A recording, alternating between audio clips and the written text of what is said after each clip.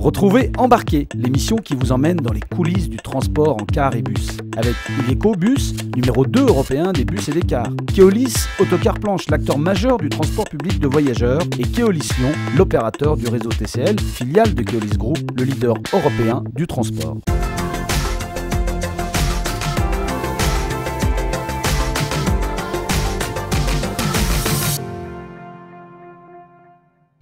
Bonjour à tous, dans ce numéro d'Embarqué, je vous emmène de nouveau dans l'usine d'Iveco située à Annonay.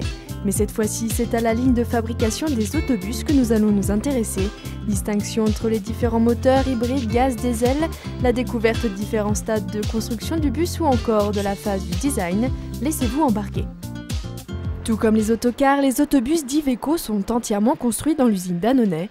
Constitué de 2 lignes de fabrication, une pour les châssis et une pour la carrosserie, l'atelier comprend également des îlots de préparation, que ce soit pour les systèmes embarqués ou encore les faces latérales. En tout, ce sont pas moins de 450 personnes qui y travaillent, chacun à un poste bien défini, afin de répondre au mieux aux exigences des clients. Une des particularités de la fabrication d'un autobus, c'est qu'il est complètement fabriqué à la main, puisque l'ensemble des opérations que vous allez avoir dans cet atelier sont des opérations manuelles, faites par les 450 personnes qui travaillent dans cet atelier. Mais en plus, il faut qu'on soit capable d'intégrer un fort niveau de customisation. Un fort niveau de customisation, pourquoi ? Parce que d'une ville à l'autre, les demandes de nos clients diffèrent et chaque client va vouloir sa spécificité. Et notre organisation industrielle aujourd'hui nous permet d'intégrer l'ensemble de ces spécificités, mais aussi parce que les besoins de nos clients en termes de technologie ou en termes de motorisation sont en train de changer. Et nous avons organisé l'usine pour être capable d'accepter ce changement. Ce changement, c'est notamment le développement des véhicules plus respectueux de l'environnement. Actuellement, l'usine d'Iveco fabrique 3 types de motorisation, les diesels Euro 6, les hybrides qui allient l'électricité et le diesel, et ceux qui fonctionnent uniquement au gaz. Nous nous trouvons ici devant un groupe motopropulseur Euro 6 diesel de toute dernière génération, avec un moteur de 6 litres 7 de cylindrée et une boîte de vitesse, tout à fait classique comme dans l'automobile. Alors maintenant, sur la même chaîne de montage, nous avons un autre type de traction, donc cette fois-ci hybride, avec un petit moteur thermique toujours Euro 6, mais avec une génératrice ici qui permet de produire du courant grâce à ce groupe électrogène. Et voici le moteur au gaz une fois installé. Alors que celui-ci et le moteur diesel Euro 6 permet de diminuer de plus de 90% les émissions de particules, le moteur hybride réduit de 30% les rejets de CO2 dans l'atmosphère. Aujourd'hui, les véhicules hybrides et gaz représentent plus de la moitié de la production de l'atelier d'Annonay. Et pour que cela soit possible, des modifications dans la chaîne ont dû être faites. En termes de processus de fabrication, la différence entre un diesel, un gaz ou un hybride pour une usine comme la nôtre, elle se traduit par ce que vous voyez derrière moi ici. C'est tout simplement que sur un véhicule diesel, on va intégrer le moteur dans le compartiment arrière du véhicule et il n'y aura que le moteur diesel. Pour un véhicule gaz ou un véhicule hybride, on va venir installer au-dessus du véhicule des racks sur lesquels on va trouver les bonbonnes de gaz ou des racks sur lesquels on va trouver les batteries du véhicule dans le cas d'un véhicule hybride. Et tout ça, c'est un apport de valeur ajoutée supplémentaire qui est demandé à l'usine et qu'on doit intégrer dans notre processus de fabrication. Ainsi, non seulement le processus de fabrication change, mais également le type de motorisation a une incidence sur l'apparence finale du véhicule.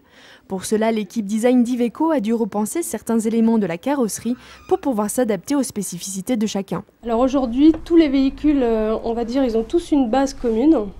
Après, c'est les moteurs qui changent. Donc soit on va venir ajouter des carénages spécifiques, donc c'est principalement de la carrosserie. On les reconnaît de loin parce qu'ils vont avoir une signature particulière. L'hybride va avoir son capot sur le toit par exemple. La version gaz va avoir son capot propre pour accueillir les bouteilles de gaz, etc. Ou bien un électrique qui va être reconnaissable par une signature de pavillon aussi particulière. Donc on les reconnaît principalement par la carrosserie à l'extérieur et l'esthétique qu'on va donner aux aux pièces de carrosserie spécifiques qu'on aura designées à cet usage. Là, tu pourrais mettre des feux. Le designer, quand il reçoit son cahier des charges, il va commencer à sketcher des choses. Donc c'est la première ébauche, c'est le premier dessin, le premier crayonné. Et ensuite, il va aller vers un dessin beaucoup plus travaillé qu'on appelle le sketch. Et entre autres, le sketch digital, tout simplement parce qu'on le crée directement sur ordinateur.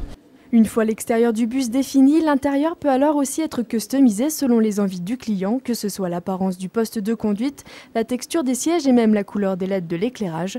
Toutes ces innovations sont le résultat du pôle de compétitivité appelé LUTB Transport and Mobility System, dont Iveco fait partie.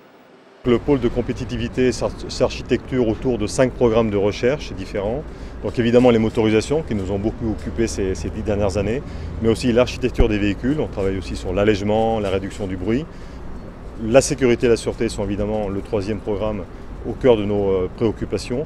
Et les systèmes de transport, donc tous les systèmes de bus à haut niveau de service y sont étudiés, ainsi que l'économie globale du monde des transports, c'est le 5e programme. Donc vraiment, de la microtechnologie des moteurs jusqu'à la macroéconomie du monde des transports, tout ça est géré au sein du pôle LUTB. Aujourd'hui, 6 autobus sortent chaque jour des ateliers d'Annonay.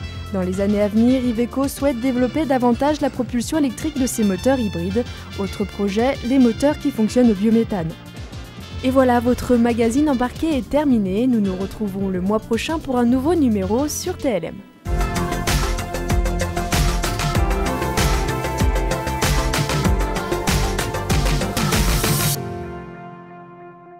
Retrouvez Embarqué, l'émission qui vous emmène dans les coulisses du transport en car et bus. Avec Iveco Bus, numéro 2 européen des bus et des cars. Keolis Autocar Planche, l'acteur majeur du transport public de voyageurs. Et Keolis Lyon, l'opérateur du réseau TCL, filiale de Keolis Group, le leader européen du transport.